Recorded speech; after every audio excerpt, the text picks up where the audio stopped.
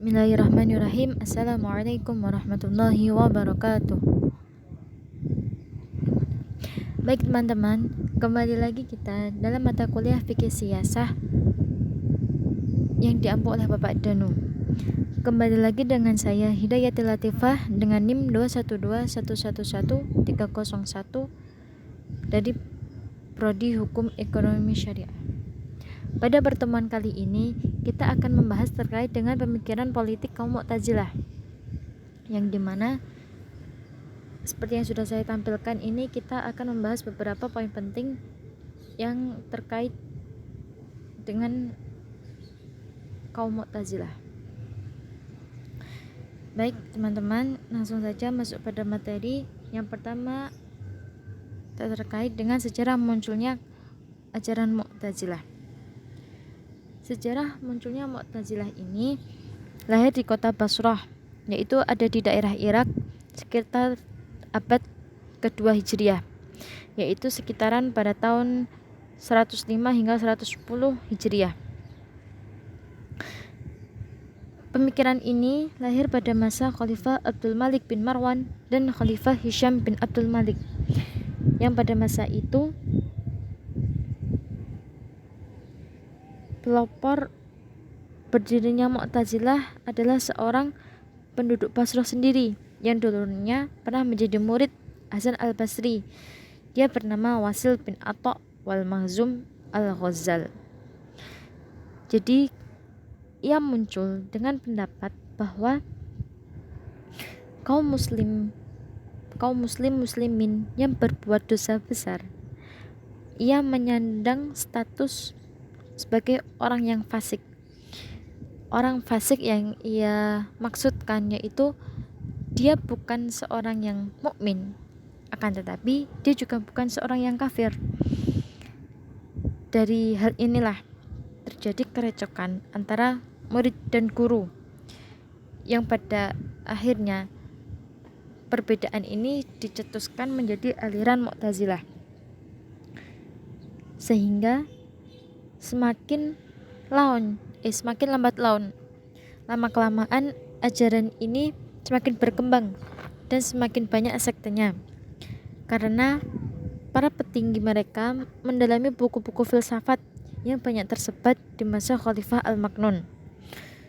Sejak saat itu mereka benar-benar diwarnai oleh manhaj ahli kalam yang berorientasi pada akal dan tidak berpegang dari dalil-dalil Al-Quran dan As-Sunnah. Jadi mereka lebih mencondongkan dari akal daripada dari dalil-dalil Al-Quran dan As-Sunnah. Secara harfiah, kata Mu'tazilah itu berasal dari kata i'tazala yang berarti berpisah atau memisahkan diri, yang juga berarti seperti menjauh, memisahkan, seperti itu ya. Dan secara teologis, secara etimologis, Mu'tazilah yaitu berarti orang-orang yang memisahkan diri. Yang selanjutnya, poin yang kedua yaitu ada terkait dengan perspektif beberapa tokoh pada masa itu terkait dengan ajaran Mu'tazilah. Nama Mu'tazilah ini tidak bisa dipisahkan dengan sosok Hasan al-Basri, yang merupakan seorang imam di kalangan tabi'in. Tasyik Kubro Zadah menyatakan bahwa Qatadah bin Da'mah pada suatu hari masuk di masjid di daerah Basrah, dan ia bergabung dengan majelis Amr bin Ubaid yang disangkanya itu adalah majelis Hasan al-Basri. Akan tetapi setelah ia mendengarkan dan mendalami, meresapi pada majelis itu, ia mengetahui bahkan bahwa majelis tersebut bukan majelis dari Hasan al-Basri. Lalu ia berdiri dan meninggalkan tempat tersebut sambil berkata, "Ini kaum Mu'tazilah." Maka sejak itulah golongan itu disebut dengan Mu'tazilah. Adapun menurut Al-Mas'udi, ia berpendapat bahwa asal usul kemunculan Mu'tazilah itu tanpa adanya sangkut paut dari peristiwa Wasil dan Hasan al-Basri ini. Mereka diberi nama Mu'tazilah karena berpendapat bahwa orang mukmin yang berdosa besar itu berstatus sebagai orang fasik.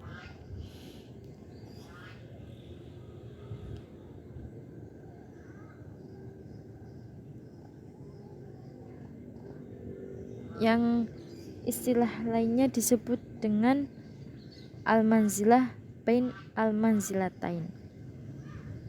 Yang selanjutnya, poin ketiga itu ada beberapa tokoh pencetus penyebaran ajaran Mu'tazilah.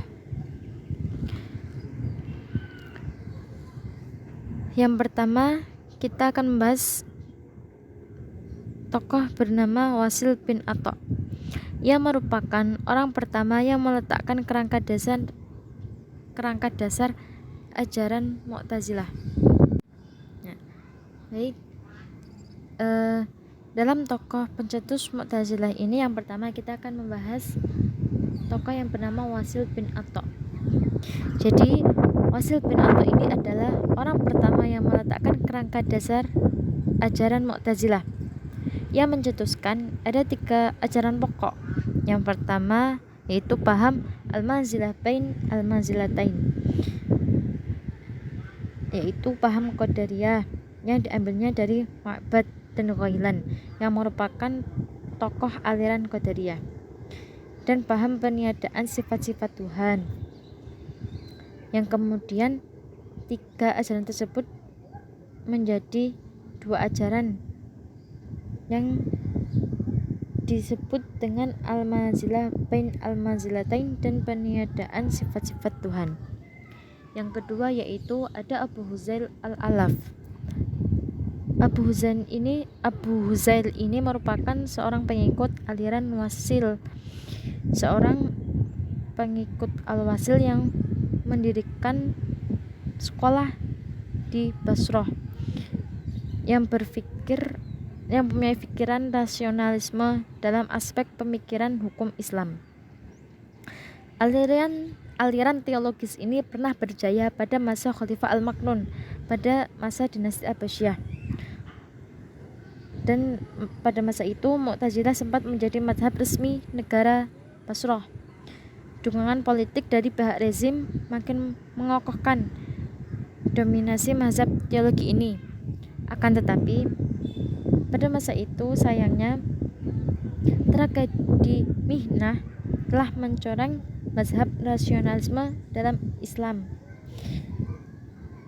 Menurut Abu Huzail al-Alaf,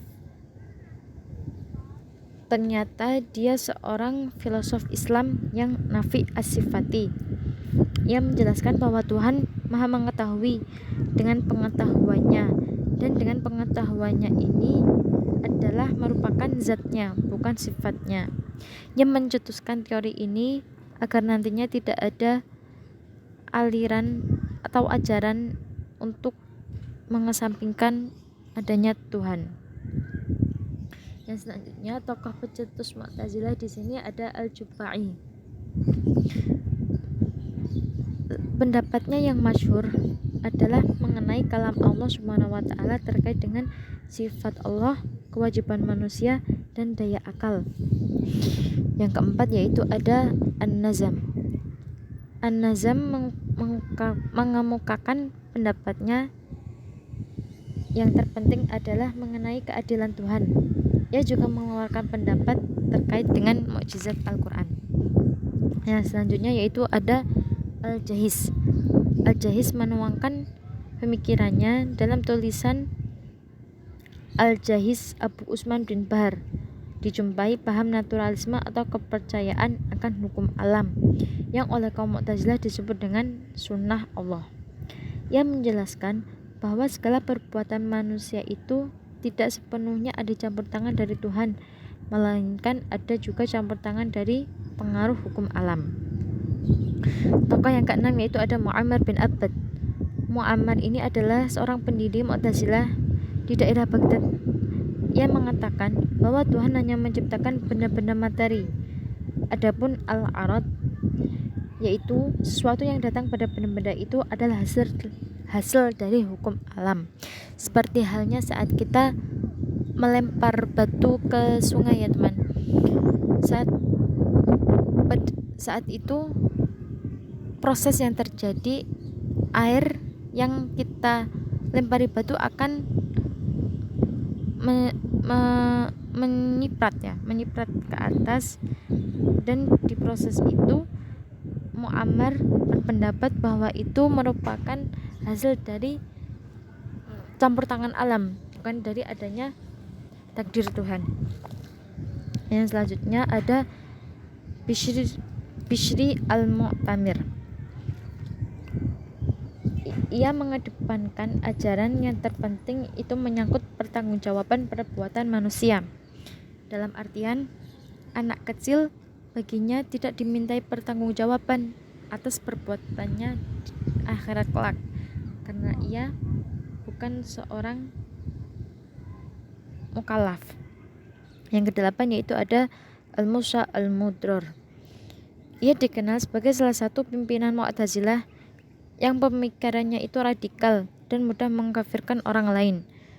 Menurut Syahristani ini, ia menyangkal dan mengucapkan kafir bagi orang yang percaya bahwa di akhirat kelak nanti semua manusia bisa melihat Allah dengan mata telanjang. Dan ia juga menyangkal akan kekodiman Al-Quran. Yang selanjutnya yaitu ada tokoh Hisham bin Amr al-Fuwati. Hisham ini berpendapat bahwa surga dan neraka hanya imajinasi semata, karena ia berpikir adanya surga dan neraka itu saat nanti sudah dibutuhkan. Karena pembalasan adanya surga dan neraka ini belum ada untuk saat ini, maka ia berpendapat bahwa adanya surga dan neraka merupakan hanya sebuah imajinasi. Yang selanjutnya, poin yang keempat itu ada usul khamsah. Usul khamsah merupakan ajaran atau beberapa visi misi yang kaum Mu'tazilah terapkan. Yang pertama yaitu ada at-tauhid, yang merupakan pengesaan Tuhan yang menjadi prinsip utama dan intisari ajaran Mu'tazilah. Mereka mengesahkan Tuhan yang utama karena mereka menolak bahwa adanya sifat-sifat Tuhan. Yang kedua yaitu ada al-adl atau keadilan Tuhan. Beberapa hal terkait dengan al-adl, mereka berpendapat bahwa perbuatan manusia yang pertama itu terlepas dari kuasa Allah Subhanahu wa taala. Mereka berkonsep apapun yang diterima manusia di akhirat kelak melupakan kesadaran perbuatan manusia itu sendiri. Yang selanjutnya yaitu bagian dari al-adl, berbuat baik dan terbaik. Mereka mempunyai kewajiban untuk berbuat baik kepada Tuhan maupun sesama manusia. Yang ketiga yaitu mengutus Rasul. Adanya ajaran ini, mereka berpendapat bahwa Rasul merupakan sarana tercapainya segala kewajiban Tuhan kepada makhluknya, yang juga bentuk dari belas kasih Tuhan kepada manusia yang dipertegas di dalam Al-Quran. Selain itu, tujuan diciptakannya manusia itu untuk bersembahyang kepadanya dengan perantara Rasulnya. Yang selanjutnya ada al-wa'id, yaitu janji dan ancaman. Mereka percaya bahwa Tuhan yang Maha Adil tidak akan melanggar janjinya, dan perbuatan Tuhan itu sendiri terikat dan dibatasi oleh janjinya. Ajaran ini dimaksudkan untuk manusia selalu taat dalam beribadah kepada Allah dan menjauhi larangannya. Yang keempat yaitu ada ajaran al-mazilah bain al-mazilatain. yang berarti tempat di antara kedua tempat, merupakan ajaran pertama yang menyebabkan lahirnya ajaran Mu'tazilah ini. Yang terakhir yaitu ada al-amr bi al-ma'ruf wa al-nahi al-munkar, menyuruh kebaikan dan melarang keburukan. Kaum mereka mengedepankan kebaikan dan kebenaran yang nantinya akan menjadi bukti keimanan seseorang di hadapan Tuhannya. Dari ajaran amar al-ma'ruf wa nahi munkar ini menjadi pembeda antara ajaran mereka dengan ajaran yang lain, dilihat dari segi pelaksanaannya, yang dimana jika memang kekerasan diperlukan dalam mereka berijtihad, maka mereka akan menerapkannya. Yang selanjutnya ada poin terkait menyebarnya aliran Mu'tazilah. Karena Mu'tazilah ini sudah ada sejak beberapa tahun yang lalu, semakin lama berkembang aliran Mu'tazilah ini semakin meluas sebagai aliran teologi secara global. Aliran Mu'tazilah ini mengalami dua fase yang berbeda, yaitu pada fase Abbasiyah, yaitu sekitar tahun 100 Hijriah hingga 237 Masehi, dan fase Bani Ubayyi pada tahun 334 Hijriah. Pada masa permulaan, mereka terhitung sebentar berada di bawah kepemerintahan Bani Umayyah, yang kemudian pada awal Daulah Abbasiyah dengan aktivitas gerak teori maupun diskusi pembelaan mereka terhadap agama dalam suasana yang dipenuhi oleh pemikiran baru yang dimulai di Basrah, mereka berhasil menyabangkan ajaran ini di daerah Baghdad. Walaupun ajaran Mu'tazilah ini menyebar di daerah Baghdad, akan tetapi Mu'tazilah di Basrah dan di Baghdad memiliki letak perbedaan di antara keduanya. Yang pertama, jika orang Mu'tazilah Basrah itu sangat bersikap hati-hati dalam menghadapi masalah politik, maka justru Mu'tazilah yang berada di Baghdad itu sebaliknya, yang adanya mereka sangat senang mendalami dunia politik dan mengorbankan api intuisi bahwa Al-Quran adalah makhluk. Walaupun pada awalnya selama 2 abad mereka sepakat tidak mendukung adanya bermadhab ini ya, akan tetapi karena mereka berlindung kepada Bani Ubayyi di bawah pimpinan Asy'ariyah, maka mereka mengajukan teori Al-Manzilah. Ajaran Mu'tazilah ini juga memecah menjadi 2 golongan. Golongan pertama disebut dengan Mu'tazilah 1 yang lahir sebagai respon politik murni yang mempunyai karakteristik yang netral politik tanpa stigma teologis. Yang kedua disebut dengan Mu'tazilah 2 yang lahir sebagai respon persoalan teologis yang berkembang di kalangan Khawarij dan Murji'ah yang diakibatkan dari adanya peristiwa tahkim. Golongan ini lahir karena adanya perbedaan pendapat mereka dengan golongan Khawarij dan Murji'ah terkait dengan status mukmin yang melakukan dosa besar tadi. Yang selanjutnya itu ada poin terkait dengan masa kemunduran ajaran Mu'tazilah. Ajarannya yang mengandung kekerasan rasional dan liberal, kaum Mu'tazilah mendapat pertentangan keras dari ajaran Islam yang lain. Karena memang pada masa itu Mu'tazilah ini sangat rasional ya, dan sangat keras.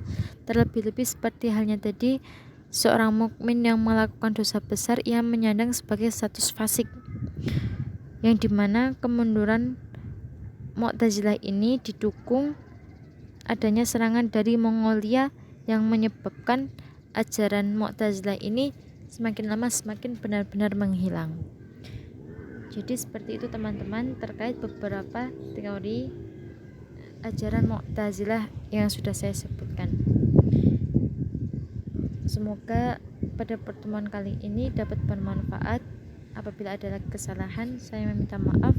Akhir kalam, wabillahi taufiq wal hidayah. Wassalamualaikum warahmatullahi wabarakatuh.